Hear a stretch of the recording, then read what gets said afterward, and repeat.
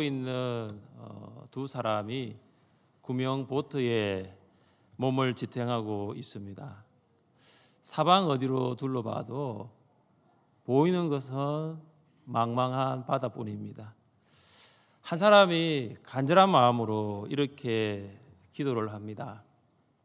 하나님, 만약 저를 살려 주신다면 재산의 절반을 바치겠습니다. 그러나 아무런 희망이 보이지 않습니다. 오히려 풍랑이 더 심해질 뿐입니다. 그는 다시 기도합니다. 하나님, 만약 저를 살려주신다면 재산의 3분의 1을 바치겠습니다. 그러나 하나님께서 아무런 응답도 하지 않습니다. 이 사람이 더욱 간절하게 기도를 합니다. 하나님, 만약 저를 살려주신다면 재산에, 그때 다른 사람이 소리쳤습니다. 이봐, 저기 섬이 보여. 여러분, 그 사람이 세 번째 기도하려고 했던 내용이 무엇일까요? 그렇죠. 하나님, 만약 저를 살려준다면 재산의 전부를 바치겠습니다. 그는 기도를 거래로 생각한 것입니다. 그는 거룩한 기도마저, 이 거룩한 기도마저 물질적 거래로 생각한 것입니다. 그는 기도한 것이 아니죠. 하나님과 뭐 하고 있죠? 딜하고 있는 거죠. 하나님과 거래하고 있는 거죠. 여러분, 기도는 거래가 아닙니다. 그런데 우리는 기도하면서 하나님께 거래할 때가 있습니다. 하나님, 만약 사업이 잘 되면 선교를 가겠습니다. 하나님, 만약 건강을 주시면 봉사를 하겠습니다. 여러분, 사업이 잘 되면 선교를 갈 수 있을까요? 못 갑니다. 너무 바빠가지고 선교 갈 수가 없습니다. 건강을 주시면 봉사할 수 있을까요? 건강 안 좋을 때 못했던 거 다 하려고 바빠서 봉사할 수 없습니다. 우리는 신앙이 어릴 때 이런 기도를 할 수 있습니다. 왜냐하면 기도의 본질을 알지 못하기 때문입니다. 그러나 오늘 오후 예배에 참석한 성도라면은 신앙이 어리다고 볼 수 없습니다. 우리의 기도는 달라져야 할 것입니다. 현실적 필요만을 간구하는 기도를 뛰어넘어 이제는 영적인 필요를 간구하는 기도로 변화되어야 합니다. 의식주 문제를 해결하는 기도에서 이제는 영혼을 살리는 기도, 영혼이 살아나는 기도로 달라져야 합니다. 사랑하는 성도 여러분, 우리의 영혼이 잘 되면 우리의 육신도 잘 될 줄 믿습니다. 여러분 믿으시죠? 우리의 영이 회복되면 우리의 육도 회복될 줄 믿습니다. 우리의 영혼이 소생하게 되면 우리의 육신도 소생하게 될 줄 믿습니다. 할렐루야. 우리는 오늘 사도 바울이 골로새 교회 성도들을 위해 드린 중요한 두 가지의 기도, 두 개의 기도 제목을 살펴보기를 원합니다. 이 중요한 두 가지 기도를 살펴보면서 우리도 바울과 같이, 우리도 그와 같이 기도하기를 주님의 이름으로 축복합니다. 첫째는 하나님의 뜻을 알게 하옵소서입니다. 우리 한번 따라해 보겠습니다. 하나님의 뜻을 알게 하옵소서. 하나님의 뜻을 알게 하옵소서. 우리 9절을 함께 읽겠습니다. 9절입니다. 이로써 우리도 듣던 날부터 너희를 위하여 기도하기를 거치지 아니하고 구하노니 너희로 하여금 모든 신령한 지혜와 총명에 하나님의 뜻을 아는 것으로 채우게 하시고. 아멘. 하나님의 뜻을 아는 것은 하나님의 뜻을 아는 지식을 말합니다. 이 지식은 인간의 생각에서 이루어지는 추상적이고 개념적인 알미 아닙니다. 하나님의 뜻을 아는 지식은 하나님의 관계 안에서, 하나님과의 관계 속에서 나타나는 실제적이고 인격적인 알미입니다. 여러분, 추상적이고 개념적인 암과 실제적이고 인격적인 암 사이에는 큰 차이가 있어요. 여러분, 추상적이고 개념적인 암은 머리로 아는 지식이에요.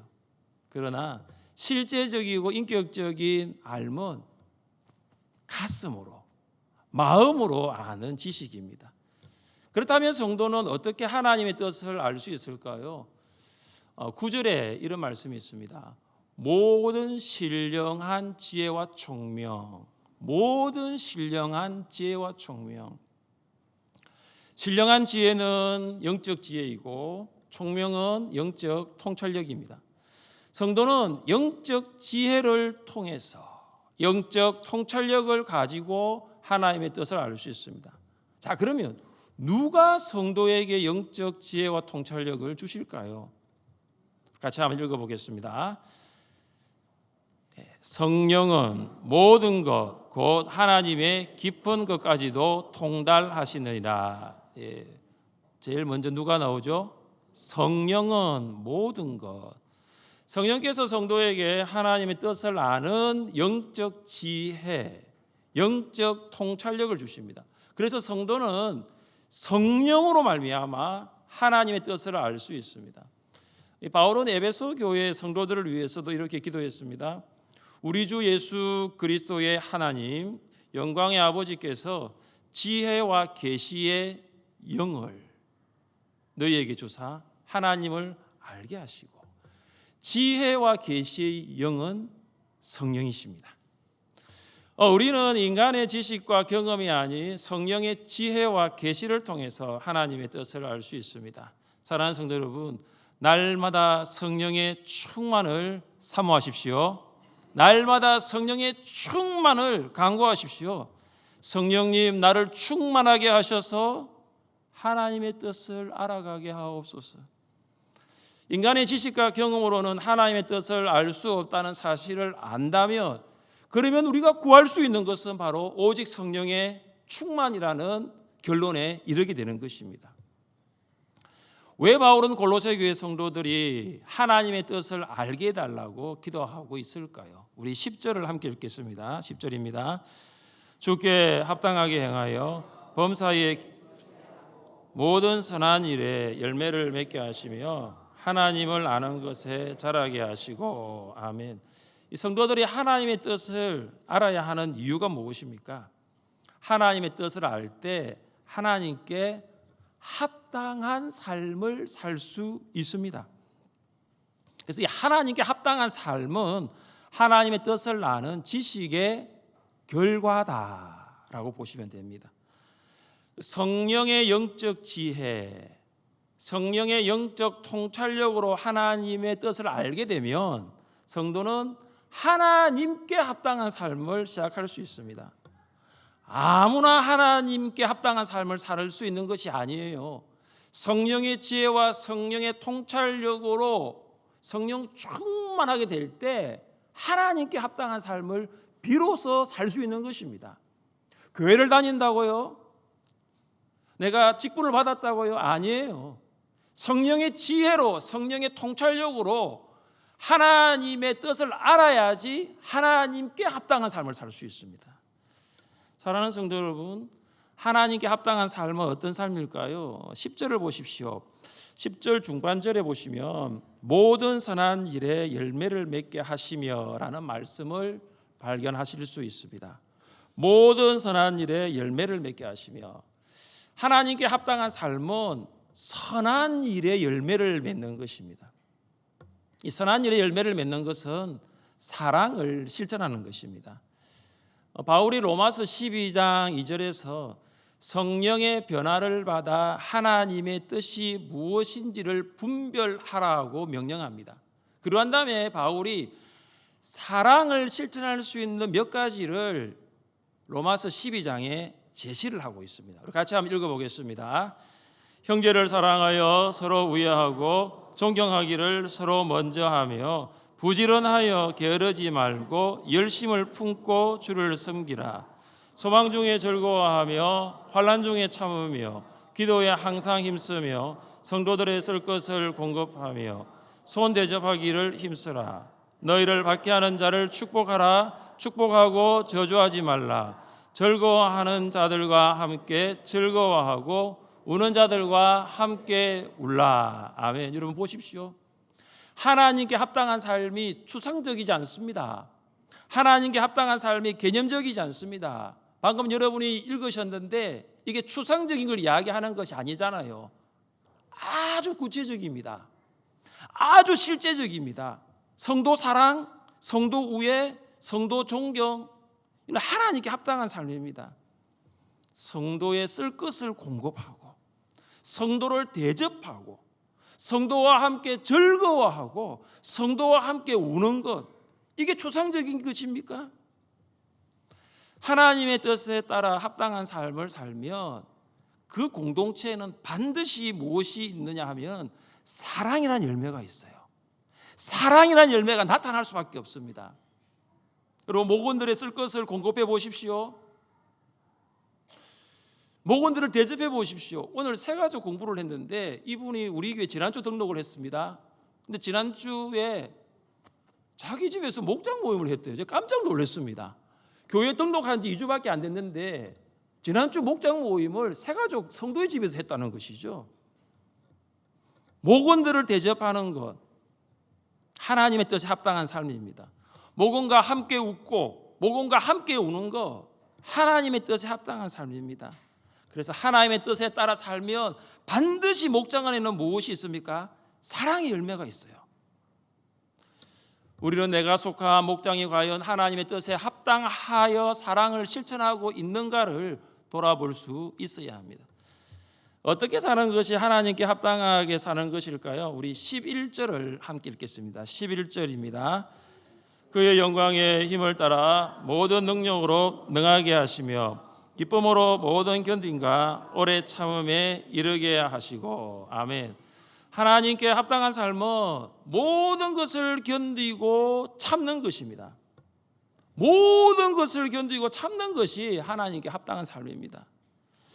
그런데 문제는 우리가 모든 것을 견디고 참을 수 없다는 사실입니다. 우리는 견딜 수 있는 것만 견딥니다. 우리는 참을 수 있는 것만 참습니다. 그래서 모든 것을 견딜 수는 없어요. 모든 것을 참을 수는 없습니다. 우리 힘으로는 그렇게 할 수 없어요. 우리를 견디게 하고 우리를 참을 수 있게 만드는 것은 우리의 힘이 아니라 하나님의 능력입니다. 우리는 견디거나 참을 수 없어요. 나는 견딜 수 없어요. 나는 참을 수 없어요. 나를 견디게 하시는 것은 하나님께서 하십니다. 왜냐하면 하나님께서 모든 능력으로 우리를 강하게 하시기 때문입니다. 여러분 모든이에요. 모든. 여기 모든은 하나님의 능력의 완전함과 충분함입니다. 하나님의 능력이 어떠냐 하면은 모든 것을 견디고 모든 것을 참게 할 수 있을 만큼 하나님의 능력은 완전하고 하나님의 능력은 충분합니다. 골로새 교회 성도들에게는 견딤과 참음이 필요했습니다. 그들의 능력으로는 거짓 교사들과 싸우고 이길 수가 없습니다. 그들의 능력으로는 유대인들이 가르치는 율법주의와 헬라인들이 가르치는 영지주의를 이길 수 없습니다. 하나님께서 골로새 교회 성도들을 능력으로 강하게 하실 때에 그들은 거짓 교사들과 싸워서 이길 수 있습니다. 이 바울은 이 견딤과 오래 참음을 기쁨과 연결합니다. 기쁨으로 모든 견딤과 오래 참음에 이르게 하시고 기쁨으로 견디고 기쁨으로 참아낼 수 있습니다. 초대교회 성도들은 예수님 때문에 희롱과 비난을 듣고 결박되어 옥에 갇혔습니다. 그들은 예수님 때문에 돌에 맞고 광야에서 유리하며 굴에 들어가 살았습니다. 그런데 이런 상황을 성도들이 견뎠어요. 성도들이 참았어요. 원망하지 않습니다. 내가 왜 예수님을 믿어가지고 그들은 원망하지 않습니다. 기쁨으로 견딥니다. 기쁨으로 참습니다. 바울과 바나바가 이 비시디아 안디옥에서 이 복음을 전할 때였습니다. 유대인들이 사람들을 선동하여서 바울과 바나바를 박해했습니다. 이 바울과 바나바가 그 성에서 쫓겨 나와야 했습니다. 성경은 박해를 받는 바나바와 바울 이 제자들의 모습을 이렇게 기록합니다. 제자들은 기쁨과 성령이 충만하니라. 제자들은 기쁨으로 고난을 견디고 참았습니다. 사랑하는 성도 여러분, 지금 고난 중에 있습니까? 하나님의 뜻대로 살다 혹시 고난을 만났습니까? 가정과 직장 속에서 하나님의 뜻대로 살다, 하나님께 합당한 삶을 살다 여러분 고난을 겪고 있습니까? 그렇다면 기쁨으로 견디세요. 그렇다면 기쁨으로 참으세요. 하나님께서 여러분에게 모든 것을 기쁨으로 견디고 참을 수 있는 능력을 주시기를 간절히 원합니다. 바울은 골로새 교회 성도들을 위하여 두 번째 기도하는 것이 있습니다. 둘째, 구원의 은혜를 감사하게 하옵소서. 우리 한번 따라해 보겠습니다. 구원의 은혜를 감사하게 하옵소서. 구원의 은혜를 감사하게 하옵소서. 우리 12절 말씀을 같이 읽습니다. 12절입니다. 우리로 하여금 빛 가운데서 성도의 기업의 부분을 얻기에 합당하게 하신 아버지께 감사하게 하시기를 원하노라. 아멘. 바울은 하나님 아버지께서 골로새 교회 성도들에게 베푸신 구원의 은혜를 언급하면서 감사할 것을 기도합니다. 골로새 교회 성도들은 이 에바브라를 통해서 복음의 진리의 말씀을 들었습니다. 말씀을 통해서 하나님의 은혜를 깨달았고 구원을 받았습니다. 그래서 그들은 이 구원받은 성도들에게 주어지는 기업을 받게 되었습니다. 왜 골로새 교회 성도들이 구원의 은혜를 감사해야 할까요? 우리 13절 말씀을 함께 읽겠습니다. 13절입니다. 그가 우리를 흑암의 권세에서 건져내사 그의 사랑의 아들의 나라로 옮기셨으니. 아멘. 여기 건져내다라는 단어가 있죠. 여러분, 건져내다라는 것은 사람을 어떤 사물이나 또 다른 사람으로부터 구원하다라는 말입니다. 그러니까 이 건져내다 안에는 구원이 포함되어 있어요. 구원이 있습니다. 상태로부터의 구원이 있고요, 그리고 장소로부터의 구원이 있습니다. 하나님께서 자기 백성을 흑암의 상태에서 구원하시고 흑암의 장소로부터 구원하십니다. 우리는 이 두 가지 측면에서 한번 살펴봐야 됩니다. 먼저 상태로부터의 구원입니다. 이 상태로부터의 구원을 말할 때 이 흑암의 권세는 바로 사탄의 지배를 말합니다. 이 골로새 교회 성도들이 구원받지 못했을 때는 사탄의 지배를 받고 살았습니다. 여러분, 사탄의 지배를 받으면 악을 행합니다. 사탄의 지배를 받으면 매우 두려워합니다. 그리고 여기 구원은 또 장소로부터의 구원이에요. 여러분, 장소로부터의 구원을 말할 때는 이 흑암의 권세는 하나님이 없는 장소예요. 하나님이 없는 장소는 죄를 짓는 장소고, 그리고 죄가 있는 장소입니다. 이 골로새 교회 성도들이 구원받지 못했을 때는 이 골로새라는 이 세상에는요, 율법주의, 영지주의, 천사 숭배 사상, 극단적 금욕주의가 있었습니다. 그리고 그들은 율법과 할례를 준수해야 하고 그름을 통해서 구원을 받을 수 있다라고 생각을 하였고 그렇게 살았습니다. 하나님께서 어떻게 하십니까? 이 흑암의 권세에서 살았던 골로새 교회 성도들을 구원하여서 하나님 아들의 나라로 옮겼습니다. 여러분 13절 다시 한번 보십시오. 그가 우리를 흑암의 권세에서 건져내사 그의 사랑의 아들의 나라로 옮기셨으니. 두 번째, 옮겨지다라는 단어가 있습니다. 이것은 사람을 한 나라에서 다른 나라로 옮겨서 시민으로 정착하게 한다라는 뜻입니다. 하나님께서 골로새의 불신자들을 사탄이 지배하고 있는 나라에서 예수님이 통치하시는 하나님의 나라로 옮겨셔서 하나님 나라 백성 되게 하신 것입니다. 그리고 여러분, 그러니까 13절에는 아주 두 가지 중요한 표현이 있어요. 동사가 있습니다. 그것이 건져내다, 옮겨지다라는 것입니다.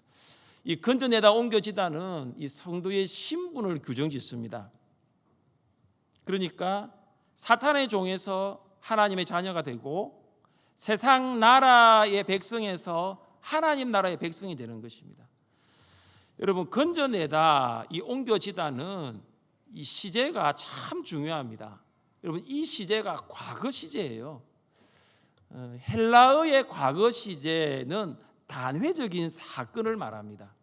그러니까 성도가 빛의 자녀가 되고 성도가 하나님의 자녀가 되고 하나님의 백성이 되는 것은 한 번이에요.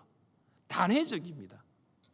예수님을 믿을 때 빛의 자녀가 되고 하나님의 자녀가 되고 하나님 나라의 백성이 됩니다. 제가 미국에서 7년을 살다가 울산에 왔을 때 일입니다. 그때는 제가 이제 중구 복산동에서 살았는데 가장 먼저 한 일 중에 한 가지가 복산동 행정복지센터를 찾아갔습니다. 전입 신고를 하려고 갔습니다. 전입 신고를 하니까 주소지가 울산으로 바로 옮겨지더라고요. 그리고 직원이 주민등록증 뒷면에 새 주소를 기록해 주었습니다. 그리고 그 다음 찾아간 곳이 중부경찰서였습니다. 중부경찰서 민원실에 방문했는데 거기에서 자동차 운전면허증을 다시 받았습니다. 또 새 주소가 운전면허증 뒤에 기록을 하였습니다. 그때 제가 울산광역시 시민이 되었습니다. 여러분, 이것은 단회적입니다. 저는 매일 화정동사무소를 제가 찾아가는 것도 아니에요. 매달 가는 것도 아닙니다. 한 번이면 족합니다. 한 번이면 되는 거예요. 사랑하는 성도 여러분, 여러분은 무엇으로 흑암의 권세에서 예수님의 나라로 옮겨졌다는 것을 믿으십니까? 여러분은 어떻게 사단의 지배에서 하나님의 통치를 받는다는 것을 확신하십니까? 바로 십자가예요. 십자가. 허물과 죄로 죽었던 우리를 구원하시기 위하여 하나님께서 하늘 영광 버리고 이 땅에 오셔서 지신 십자가, 그 십자가를 통해서 내가 하나님의 자녀가 되었고 그 십자가를 통해서 내가 하나님의 백성이고 내가 빛의 자녀라는 것을 알 수 있는 것입니다. 그 아들 안에서 우리가 속량 곧 죄 사함을 얻었도다. 여러분, 여기 14절에 보시면 속량이라는 단어가 있습니다. 이 속량은 이 노예나 포로의 몸값을 지불하고 해방하는 것을 말합니다. 이 속량을 위해서 지불하는 값이 있는데 그것이 바로 속전입니다. 예수님은 자기 목숨을 내주심으로 우리를 속량하시고 죄 사함을 이루셨습니다. 이 골로새 교회 성도들이 예수님의 피값으로 죄 사함을 받은 거예요. 예수님의 피값으로 모든 죄가 용서받았습니다. 사랑하는 성도 여러분, 예수님께서 우리의 죄를 위하여 자신을 대속물로 십자가에 주신 것을 믿습니까? 우리가 예수 그리스도의 피로 말미암아 모든 죄를 용서받았음을 믿습니까? 그러면 여러분은 흑암의 권세에서 그리스도의 나라로 옮겨졌습니다. 여러분, 사탄의 지배에서 건져내어서 하나님께서 통치하시는 그 하나님의 나라로 옮겨진 거예요. 사탄의 종이 아니라 하나님의 자녀가 되었습니다. 윌리엄 카우프라는 사람이 있어요. 이 윌리엄 카우프가 6살 때 어머니가 세상을 떠났습니다. 아주 어린 나이에 어머니를 이어이었습니다. 이 충격으로 우울증에 시달렸고, 그리고 이 카우프가 여러 번 자살을 시도합니다. 한 번은 마약을 사가지고 영국 템즈강에 내가 투신 자살을 해야 되겠다 계획을 세웠어요. 그래서 마차를 탔습니다. 근데 그날따라 이 런던에 너무 안개가 너무 많은 거예요. 너무 짙어서 앞을 분간할 수 없습니다. 마차를 탔는데 이 마차가 한참을 달리다가 길을 찾지 못하고 계속 갔는데 가다 가보니까 어디냐 하면은 템즈강이 아니라 자기 집 대문 앞이었습니다. 안 되겠다. 일단 자살하는 것은 일단은 실패. 그 다음 날 또 합니다. 이제 내가 칼을 가지고 해야 되겠다. 칼을 찾습니다. 칼을 가지고 탁 자살을 하는데 칼날이 부러져 버리는 거예요. 이거 죽고 싶어도 이 마음껏 못 죽는 거죠. 칼날이 부러져 버리는 거죠. 두 번째 실패야. 그 다음은 내가 목을 매달아 죽어야 되겠다. 그래서 목을 탁 매달아서 의식불명 상태로 탁 가는데 갑자기 목을 매단 끈이 뚝 끊어져 버리는 거예요. 참 죽고 싶어도 못 죽는 거죠. 세 번 이런 일이 있었습니다. 한참 지나서 윌리엄 카우프가 33살 때 18개월 동안 정신병원에서 요양하고 있었습니다. 그가 정신병원에 있으면서 성경을 읽는데 성경 한 구절이 눈에 확 들어왔어요. 그 구절이 뭐냐면 로마서 3장 25절입니다. 이 예수를 하나님이 그의 피로서 믿음으로 말미암는 화목 제물로 세우셨으니 이는 하나님께서 길이 참으시던 중에 전에 지은 죄를 간과하심으로 자기의 의로우심을 나타내려 하심이니. 윌리엄 카우프가 이 로마서 3장 25절 읽으면서 큰 은혜를 받았습니다. 6살 때 어머니를 여의고 3번이나 자살을 하려고 해도 미수에 거치고 정신병원까지 가서 있는데 하나님의 나를 얼마나 사랑하시는지, 하나님의 나를 사랑하시는구나, 내가 그동안 지었던 이 모든 죄를 다 용서해 주셨다는 확신이 든 거예요. 그때 윌리엄 카우프가 거듭났습니다. 그는 말할 수 없는 기쁨을 얻었고 건강 또한 회복하게 되었습니다. 그리고 그가 주님 은혜에 감사하는, 이 구원의 은혜에 감사하는, 주님의 십자가의 보혈의 은혜에 감사하는 시를 적어 내려갑니다. 샘물과 같은 보혈은 주님의 피로다. 보혈의 죄를 씻으면 정하게 되겠네. 정하게 되겠네. 정하게 되겠네. 보혈의 죄를 씻으면 정하게 되겠네.